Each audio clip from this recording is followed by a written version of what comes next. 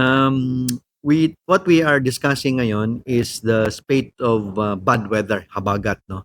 Of course, that is an annual Amihan Habagat. That's our annual two two season country na sistema. Of course, comes with the heavy rains, monsoon rains. It happens everywhere in the world, especially in our area, in this belt of the earth. No?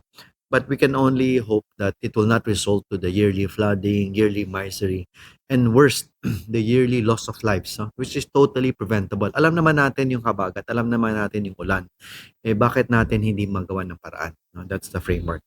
But I want to go to specifically a very special issue, yung announcement of walang pasok, no? Naging national pastime, naging national joke time yung pag-announce at lack of announcement on the school suspension. Number one, nakapasok na yung mga bata and then suddenly 30 minutes after, 1 hour after, magsasabi wala palang pasok, uwian na naman lahat, no? It's a lot of disruption, a lot of school days lost, a lot of learning na dapat nag-aaral yung mga bata natin at nagtatrabaho ang ating mga magulang at nadi-disrupt lahat. Also, all because of this, no?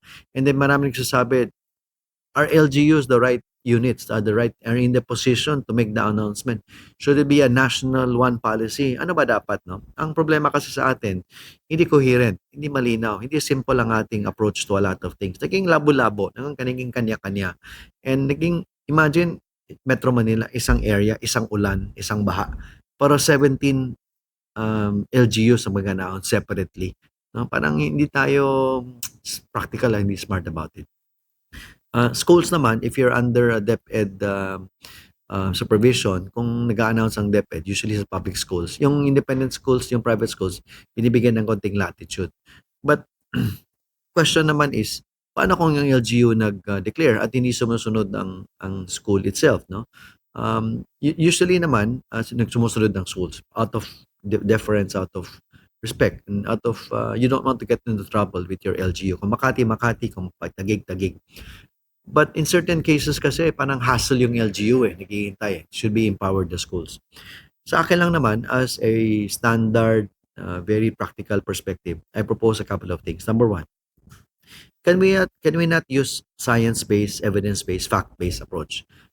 Kung alam natin yung weather pattern, kung alam natin na ganito yung rainfall, na ganito ang situation, saka it's been raining for 2 to 3 weeks, medyo basa na yung lupa, hindi na makaka-absorb ng tubig at delikado na. Can we not have a science-based approach na kung ganitong level of rainfall, ganitong aspect, ito yung approach sa different levels of schools? Para science-based. And if ever last minute, last day, nagbago ang panahon, nagbago ang ulan, then no one gets to be blamed. Kasi meron tayong basihan No? Of course, hindi naman 99% correct yan or 100%. But at least, may basis.